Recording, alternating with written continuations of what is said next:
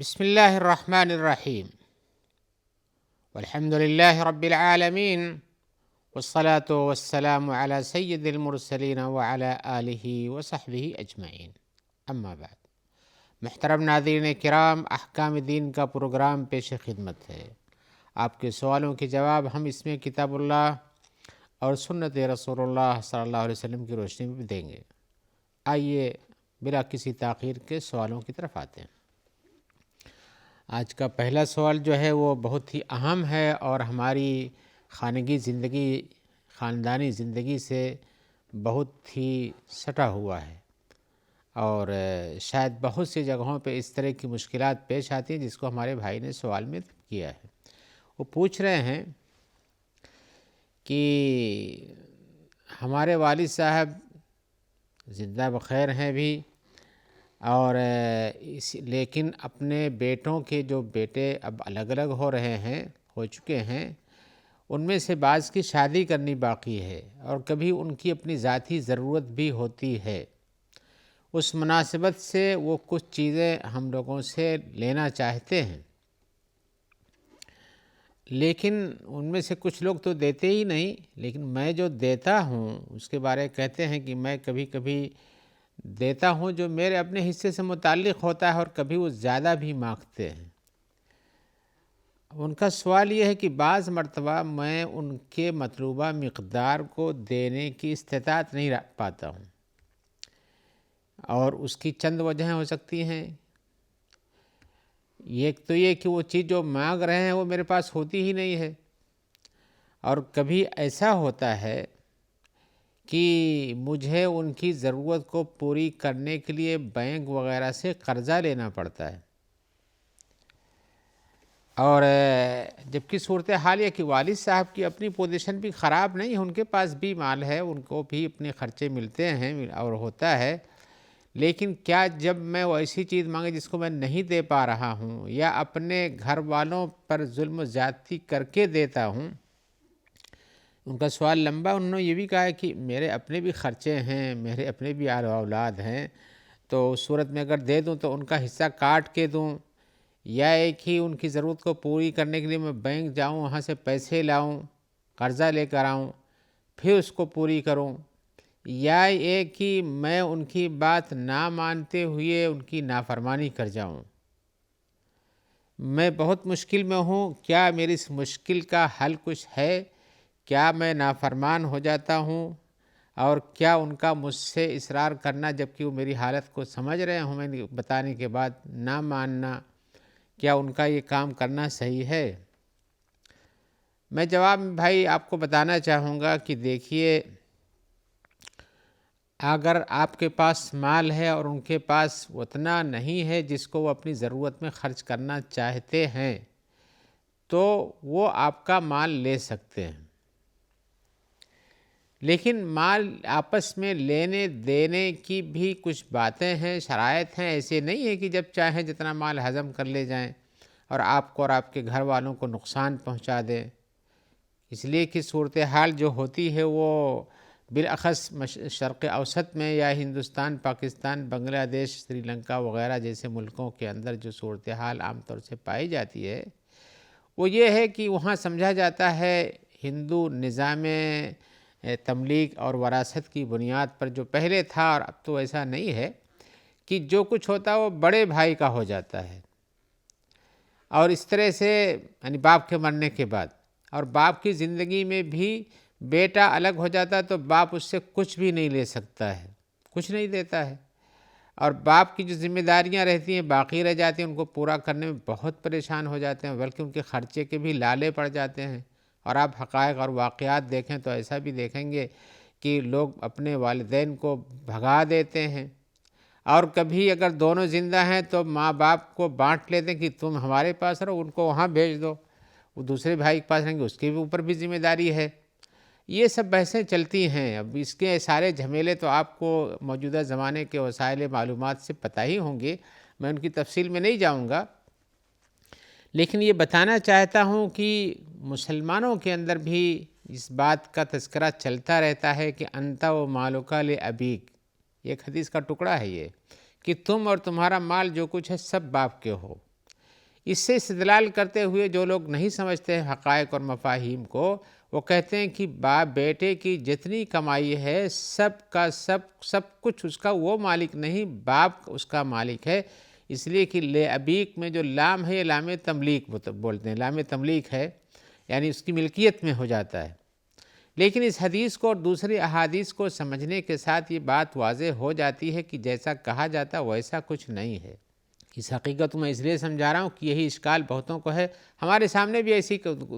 ہندوستان کے اندر کچھ میٹنگوں میں یہ بات پیش آئی تھی، یہ حدیث ہے تو باپ جو کچھ چاہے کر سکتا ہے، ایک بیٹا ہو، دو بیٹا ہو، تین بیٹے ہو، چاروں سب کی کمائی پہ قبضہ کر کے، اور وہاں مشکل ہوتی ہے کہ وہ قبضہ کر کے چھوٹے بیٹے کو یا کسی اور کو دینا چاہتا ہے کہ ہمارا سب کچھ ہم جس کو چاہیں جو دے دیں۔ یہ تو مشکلات ہیں، لیکن یہ حدیث جس کا بھی میں نے تذکرہ کیا ہے، یہ عبداللہ ابن عمر کی ایک حدیث ہے جس میں آیا ہوا ہے کہ ایک آدمی نے آ کر رسول اللہ صلی اللہ علیہ وسلم سے کہا کہ میرے پاس مال ہیں اور بچے بھی پائے جاتے ہیں، یعنی میں بچوں کے خرچ کا بھی ذمہ دار ہوں، اس میں ہمارے بھی اہل و عیال ہیں،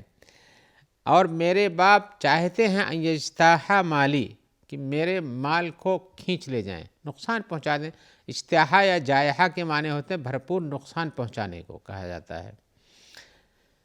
تو رسول اللہ صلی اللہ علیہ وسلم نے جواب میں کہا انت و مالک لابیک، تم اور تمہارا مال یہ سب تمہارے باپ کے ہوتے ہیں۔ یہ حدیث ہے، صحیح ابو داؤد میں ہے، ابو داؤد کی کتاب حدیث سنن میں ہے، اور یہ حدیث صحیح ہے۔ اب یہ حدیث کا کیا معنی ہے، اس کو علماء نے بیان کیا۔ علامہ خطابی کہتے ہیں کہ جب باپ اپنے خرچے کے لیے مال کا محتاج ہو اور بیٹے کے پاس بھی تھوڑا ہی مال ہو،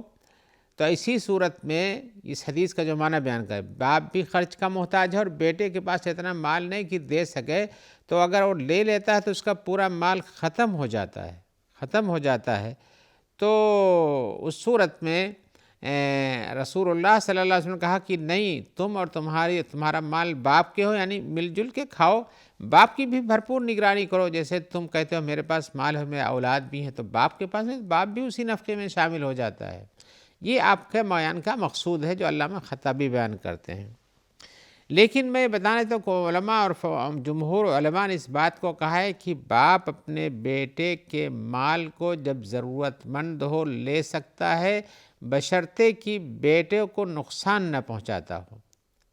نقصان پہنچانے کا مطلب یہ ہے جیسے باپ لے کے بھرپور خرچ کرتا ہے، بیٹے کے خرچ میں بہت ساری کمی آ جاتی ہے، یہ نقصان پہنچانا ہوا۔ یا باپ مال لے کر کے دوسرے بیٹے کو دے دیتا ہے، یہ الگ مشکل ہے، ویسے دوسرے بیٹے کو دے دیتا ہے اور اس بیٹے جو کماتا ہے، اس کے بچے ہیں، اس کے مال میں کمی آ جاتی ہے جو اس کے خرچ کے لیے بھرپور نہیں ہو پاتا ہے۔ ایسی بہت سی شکلیں پیش آتی ہیں۔ تو علماء نے کہا کہ باپ ضرورت مند ہے تو بیٹے کے مال کو لے سکتا ہے بشرطے کہ نقصان نہ پہنچاتا ہو۔ اور اس سلسلے میں اور بھی حدیثیں بیان کی جاتی ہیں۔ حضرت عائشہ کی ایک حدیث ہے جس میں اللہ کے رسول نے فرمایا کہ تمہارے اولاد یہ تمہاری طرف سے ہبہ ہیں۔ اللہ فرماتے ہیں یہب لمن یشاء اناثا ویہب لمن یشاء الذکور، اللہ جس کو چاہتا ہے ذکور اولاد دیتا ہے، ہبہ کرتا ہے، عطیہ کرتا ہے، جس کو چاہتا ہے اناث دیتا ہے، جس کو چاہتا ہے دونوں دیتا ہے۔ اور تو اللہ کے رسول نے فرمایا فَهُمْ وَأَمْوَالُهُمْ لَكُمْ إِذَا احْتَجْتُمْ إِلَيْهَا، وہ اور ان کے مال یہ تمہارے ہیں جب تم ان کے محتاج ہو جاؤ، ان کے ضرورت مند ہو جاؤ۔ اس حدیث سے پتہ چلتا ہے کہ مال لینے کا حق پہنچتا ہے جب ان کی ضرورت مندی آ جائے، نہ یہ کہ کسی اور کو دینے کے لیے، اپنے عیش و آرام کے لیے کھینچ کے اس کا مال لا کر اس کو نقصان پہنچائیں۔ اور اس سلسلے میں اللہ بن قدامہ نے اور دوسرے علماء نے جو حنابلہ ہیں جو اس سلسلے میں قائل ہیں جواز کے کہ باپ کسی کوئی شرط نہیں کبھی بھی لے سکتا ہے، وہ کہتے ہیں کہ باپ جو چاہے بیٹے کے مال کو جب چاہے لے سکتا ہے، اس کا مالک ہو سکتا ہے، جبکہ بیٹا اس کا ضرورت مند ہو تب بھی لے سکتا ہے،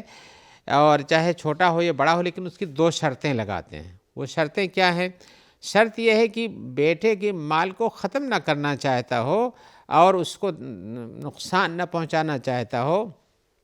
اور دوسرے ایسی کوئی چیز نہ لے جس سے بیٹے کی ضرورت بھی اسی پہ ٹکی ہوئی ہے۔ اب پیسے کی ضرورت ٹکی ہوئی، اس کو لے لو گے تو بیٹے کی ضرورت مر جائے گی، نہیں پوری ہوگی، یہ شرط لگاتے ہیں۔ اور ایک مسئلہ جو یہ ہے جس کو میں نے کہا تھا یہ بھی الگ مسئلہ بن جاتا ہے کہ بیٹے کے مال کو لے کر کے دوسرے بیٹے کو دے دیتا ہے، یہ الگ مسئلہ بن جاتا ہے۔ یہ الگ مسئلہ اس لیے بن جاتا ہے کہ شریعت کا حکم ہے کہ ہر باپ کو اپنے بیٹوں کے دینے کے لیے برابری کا دھیان رکھنا چاہیے،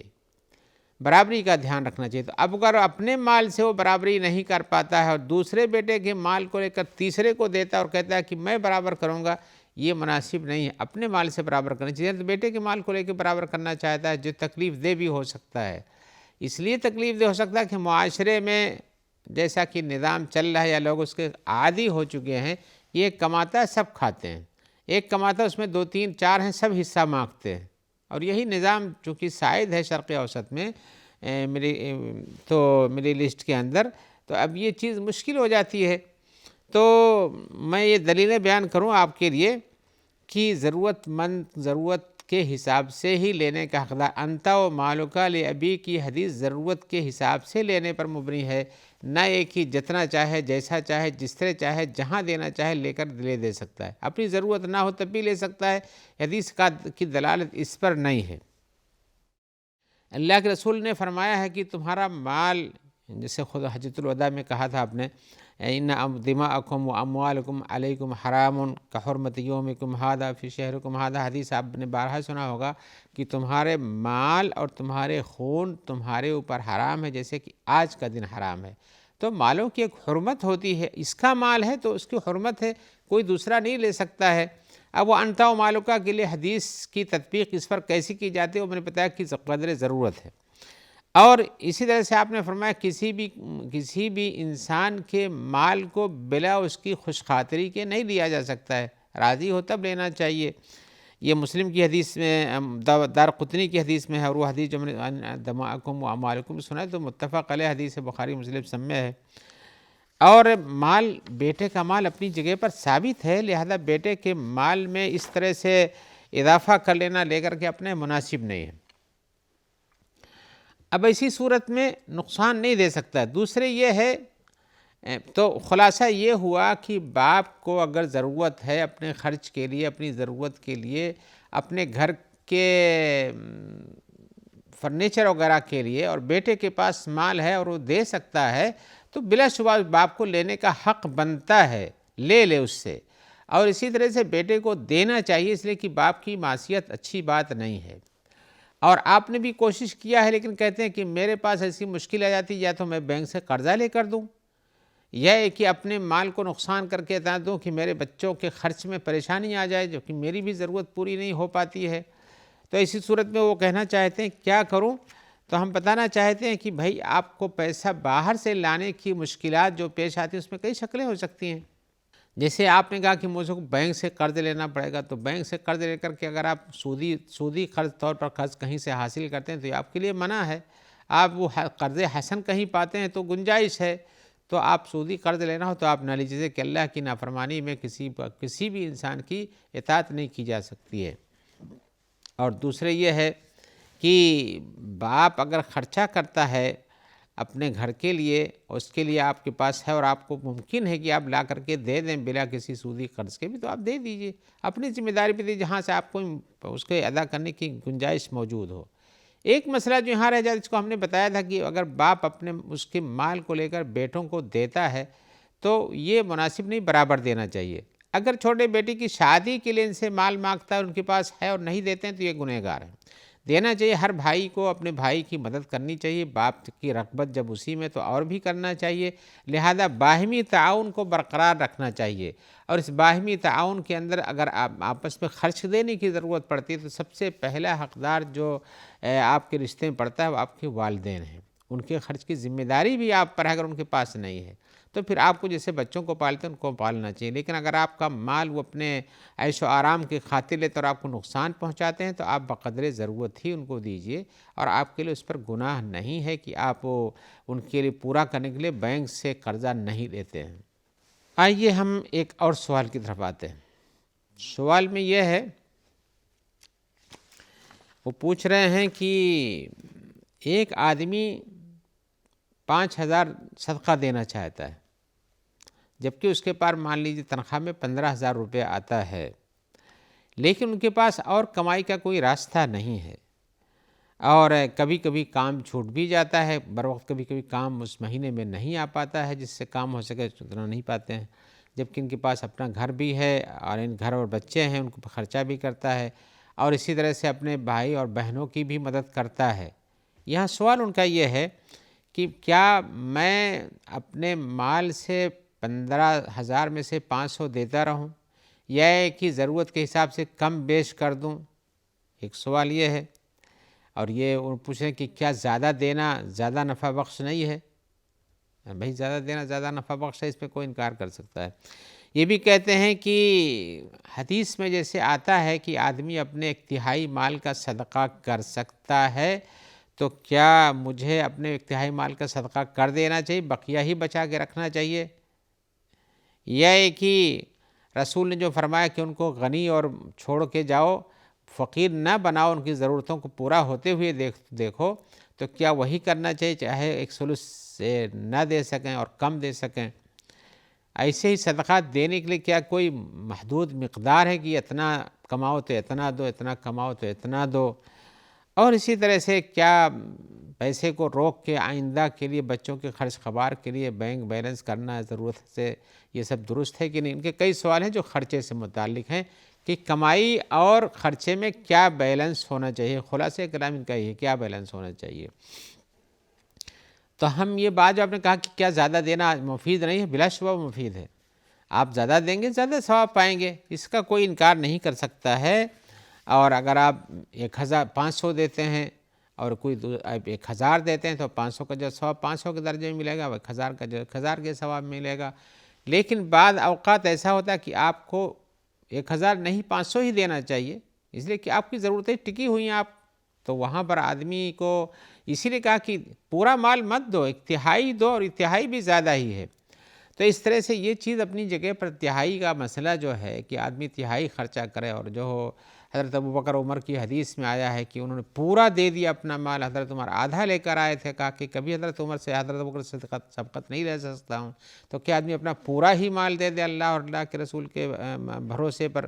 کہ ہم نے دے دیا اللہ کی رضامندی کے لیے، رسول کی رغبت کے لیے، رضامندی کے لیے؟ تو یہ سب سوالات پیدا ہوتے ہیں۔ یہ اصلاً یہ مشکل مسئلہ ہے بہت سے خیر خواہ اور بہتر خرچ والوں کے دلوں میں، لیکن ہم اس کا جواب انشاءاللہ آپ کو دوسری ملاقات میں دیں گے۔ ہم جب تک اجازت چاہتے ہیں، اور یہ امید رکھتے ہیں کہ آپ کے سوالات رہیں گے اور ان کے جوابات دیں گے۔ جو بھائی بہنیں یا جو ہماری عملہ اس میں کام کرتا ہے، آپ تک اس پیغام کو پہنچانے کے لیے ان سب کے لیے ہم دعا گو ہیں، اللہ تعالیٰ ان سب کو اپنے عافیت میں رکھے اور جزائے خیر عطا فرمائے۔ والسلام علیکم ورحمۃ اللہ وبرکاتہ۔